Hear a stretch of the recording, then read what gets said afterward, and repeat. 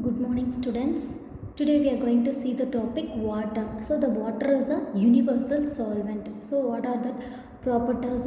Then what are the disadvantages? Then purification. So these are the topics we are going to see today. So first, water is a universal solvent. Why not? So the solvent is a substance that is which dissolves the other substance, in the water. So that is called as a universal solvent. For example, in a salt solution, water is the solvent and salt is the solute. So which is a solvent? Water is a solvent, that only the dissolving the process is done by the water only. So that water is a solvent, and which is the solute means which we are adding, that is called as a solute. So water has a unique property. Water that always will be having a unique property to dissolve more substance than any other solvents. So it dissolves in a solids, salt and sugar. For example, I am saying in the solid means salt and sugar, then liquid means honey and milk, in the gas means oxygen and CO2. So CO2 means that is a carbon dioxide. Then so these are called as a universal solvent. So which is having a separate property. It will be showing a unique. So that is known as the universal solvent. So we all know the concentric rings of solid matter that is deposited on the watch glass. For example, if you have any glass watches there, which we are wearing in our hand. So in that we can see the concentric rings that is dissolved solids left, that is behind after the evaporation of the water. Then salts, minerals and impurities or the solids that is dissolved in the water. So for dissolving salt, that is an important for the important for some of the reasons are there. What are the reasons means? So they are essential for growth and developments of plants. Then they add to taste the water. Then they will be supply the essential minerals that is needed for our bodies.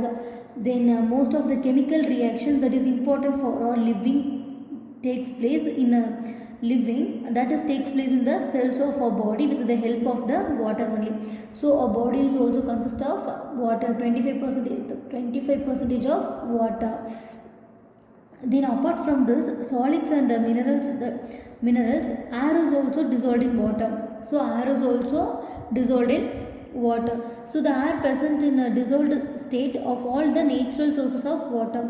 So the solubility of oxygen in water is higher than the solubility of nitrogen. So oxygen in the water is higher comparing to the solubility of nitrogen. So air dissolved in the water contains approximately 35.6% of oxygen along with nitrogen and carbon dioxide. So air being that is dissolved in the water is important for some of the reasons. What are the reasons means?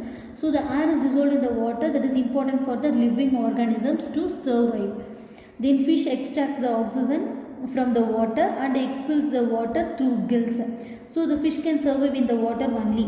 It cannot survive in the land. So in the air also this breathe, in the water it is breathing. So only the water is only the dissolved oxygen present in the water. So the aquatic plants make use of dissolved carbon dioxide for the photosynthesis. Then carbon dioxide is dissolved in the water, that is reacting with the limestone to form the calcium bicarbonate. Then marine organisms like snails, oysters, etc.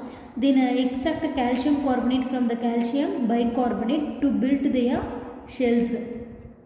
So next we can see the topic potable water. So imagine that you are swimming in the sea, and by accidentally if you are drinking that water, how the taste will be?